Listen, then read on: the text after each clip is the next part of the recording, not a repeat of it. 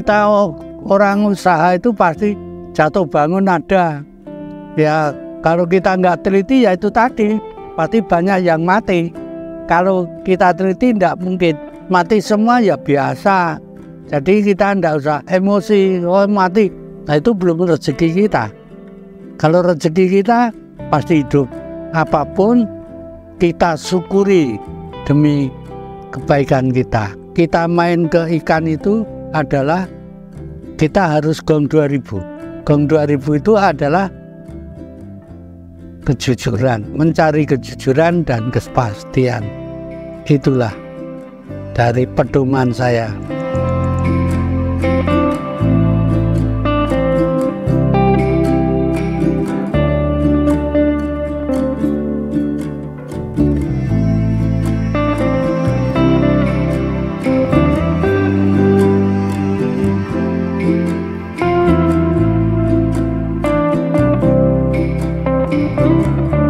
Perkenalkan, nama saya adalah Mbah Kijo.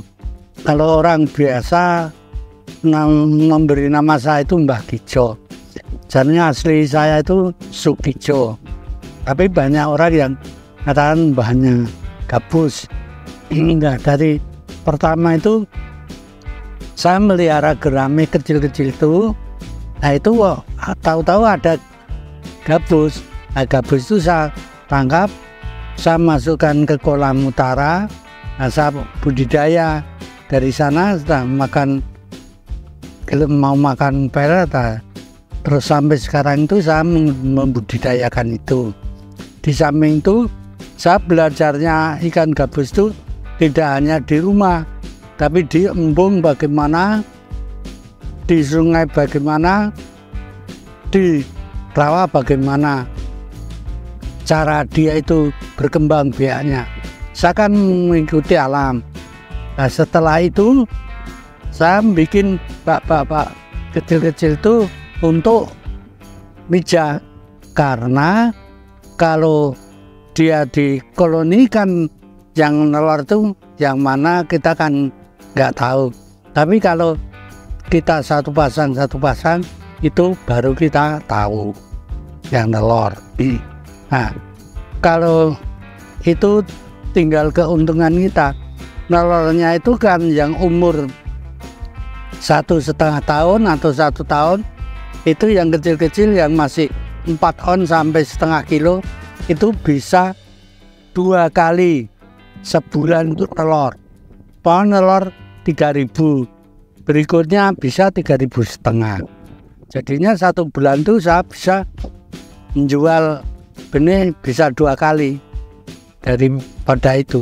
daripada ikan-ikan lain. Itu kan keuntungan saya di situ itu. Terus masalah gabus itu, dia kalau di koloni kadang-kadang tarung, atau di yang satu itu dimusuhi sampai mati. Mati enggak dimakan, katanya orang-orang itu bilang dia kanibal makan ini gini. Kalau saya amati itu tidak kanibal, tapi dia itu adalah teritorial. Jadi ini wilayah saya, kok ada ikan lain yang masuk ke situ pasti dihajar. Itu ciri khas gabus. Sekarang perawatannya, masalah memelihara, jangan sekali-kali kalau gabus itu dikasih air dalam atau 1 meter lebih. Itu kalau mau mati ya silahkan, itu di airnya didalamkan. Karena apa? Karena di embung atau di rawa atau di sungai, dia pasti di tepi paling air dalamnya paling dalam 30 cm. Itu pertama kali. Kedua, kalau yang masih buraya mulai makan pelet, itu tiap hari kalau bisa itu disipon, karena sisa makanan dan kotoran itu dia menjadi amonia. Kalau gabus dia tidak mau pada kotorannya sendiri, jadi bau kotorannya sendiri dia tidak tahan terhadap itu, pasti dia kena penyakit kalau sampai telat ngurasnya. Tuh ya, bispotnya itu atau penyakit bispot itu cepat sekali merajalela. Kalau enggak betul-betul teliti sekali, orangnya pasti gagal melihara gabus. Tuh. Dan untuk pembesaran itu paling dalam airnya ada 50 cm. Itu paling dalam. Enggak ada yang istilah 1 meter, enggak ada. Banyak teman-teman tuh yang melihara seperti itu kenyataannya berhasil. Dan barang-barang itu nanti kadang bilang sama saya, Mbak ini ngejualnya di mana?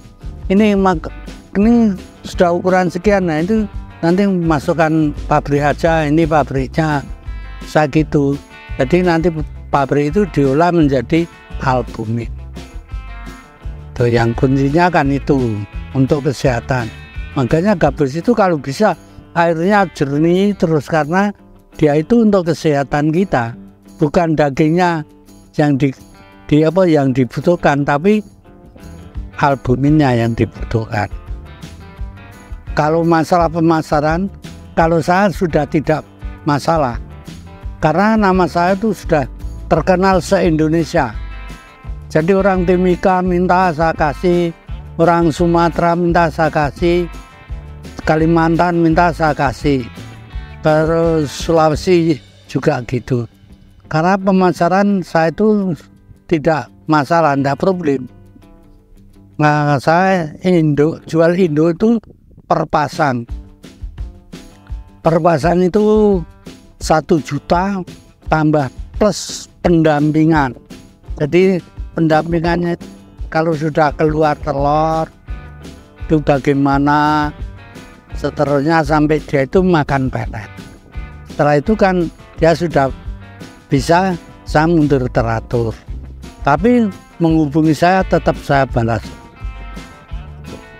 Kalau benih saya jualnya itu tinggal besar kecilnya. Kalau ukuran 34, 35 itu saya jual 1.000. Kalau dari 57 itu 1.500.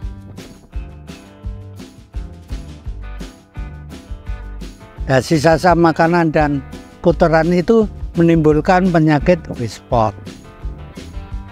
Makanya orang-orang harus betul-betul rigid pada ikatnya, teliti sekali, bukan tidak seperti lain-lain kotoran biarkan ya. Kalau gabus enggak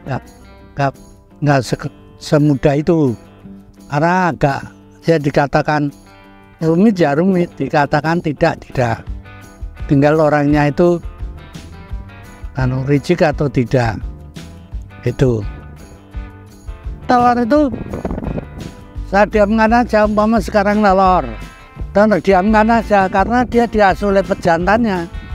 Jadi dia biarpun di bak ukuran 1 kali 1,5 kali 1 itu diamkan. Di situ nanti malah bila mana perlu kita kirim Artemia untuk makanan si burayak tadi.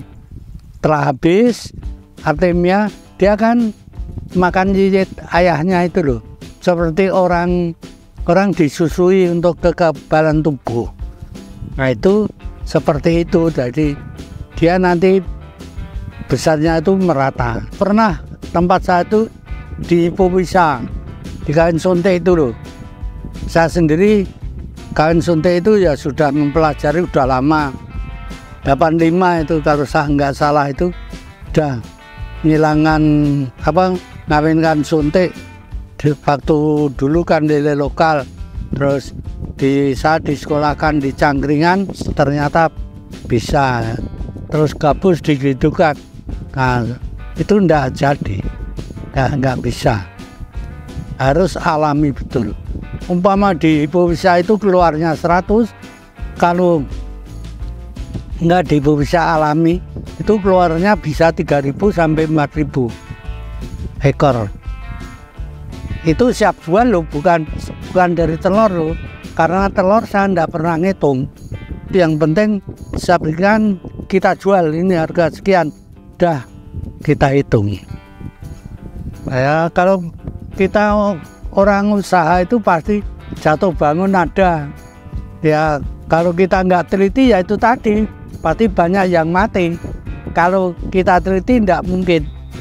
Itu enaknya itu kalau wah dapat sekian ribu, nah ini ada dana sekian, itu kan enak. Kalau mati semua ya biasa. Jadi kita tidak usah nganu apa, tidak usah emosi, oh mati. Nah itu belum rezeki kita. Kalau rezeki kita pasti hidup. Gitu aja, santai saja. Pokoknya apapun kita syukuri demi kebaikan kita. Kita main ke ikan itu adalah kita harus gong 2000. Apa itu gong 2000? Dia nyanyiannya sama Tarbar. Nah, gong 2000 itu adalah kejujuran, mencari kejujuran dan kepastian. Itulah dari pedoman saya.